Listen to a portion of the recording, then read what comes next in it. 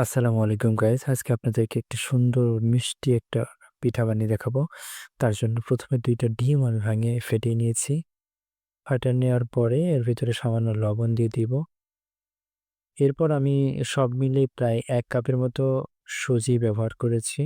আমি অল্প, অল্প করে মিশিয়েছি যাতে কম বা বেশি না হয়ে যায় এটা হিসাব করেই অল্প, অল্প করে মিশিয়ে নাড়তে হবে।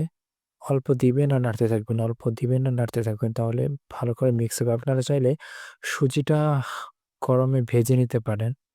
তো আমি বেকিং পাউডার দিয়েছি প্রায় ১.৫ চামচের মতো। আমি পরে আবার সুজি এরকম অল্প, অল্প করে দিয়েই বেটারটা পারফেক্ট না হওয়া পর্যন্ত আমি সুজি অল্প, অল্প করে দিয়ে আ ভালো করে মাখিয়ে নিয়েছি। এখনো কিন্তু আমার বেটারটা কমপ্লিট হয়নি। আমাকে আরো সুজি এড করতে হবে। দেখুন এখনো পানি, পানি নরম আছে। তো এই যে হচ্ছে আমার ফাইনাল লুক, ব্যাটারটা কেমন ঘন হবে। এরপর আমি দুধটাকে রেডি করে নিয়েছি। আমি ০.৫ লিটার দুধ নিয়েছি, গরুর দুধ এবং সাথে ১ প্যাকেট গুঁড়া দুধ মিক্স করে অনেক সময় নিয়ে নাড়াচাড়া করেছি। একটা এলাচ দিয়ে নিয়েছি। এখানে ২ টা দিলে ভালো হতো, ফ্লেভারটা বেশি আসতো। কিন্তু আমি একটা এলাচ দিয়েছিলাম, আমি ফ্লেভারটা বেশি নিতে চাইনি। আমি প্রায় ২০০ গ্রামের মতো চিনি ব্যবহার করেছি ১/২ কেজি দুধে। এটাকে ভালো করে নাড়তে হবে। একটু ঘনত্ব হওয়া পর্যন্ত দেখতে হবে। এটা অনেকখানি সময় নাড়তে, নাড়তে যখন দেখেছি বেশ ভালোই ঘন হয়ে আসছে, তখন আমি দুধটাকে নাড়ানো বন্ধ করেছি। হালকা আঁচে রেখেছি।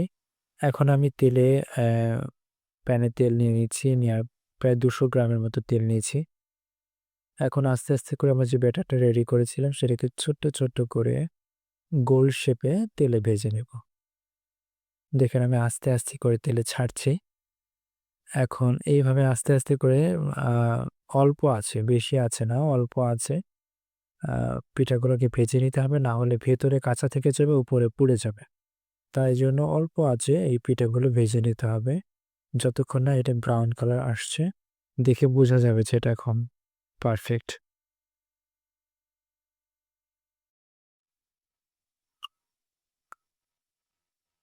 দেখুন আমি ১ কাপ সুজি দিয়ে কিন্তু বেশ অনেকগুলা পিঠা বানিয়ে ফেলেছি। এটা কিন্তু আমার ১ম ধাপের ১ম আ যেটা ভেজে নিয়েছিলাম। পরবর্তীতে এগুলা হয়েছে। দেখুন ভেজে নেওয়ার সময় অনেকটা ফুলে গেছে কিন্তু পিঠাগুলা। এটা যখন দুধে দেওয়া হবে তখন কিন্তু আরো ফুলে যাবে। এটা ফুলে ডাবল হয়ে যাবে। এই যে আমি দুধ গরম অবস্থায় এর ভিতরে ঢেলে দিয়েছি। এভাবেই দুধে রেখে দেওয়ার পরে ওটাকে আমরা রাতে সংরক্ষণ করে রেখেছিলাম প্রায় ৬ ঘন্টার মতো। এটা বেশি না ১ ঘন্টার মতো থাকলেই কিন্তু ফুলে একদম ডাবল হয়ে যাবে।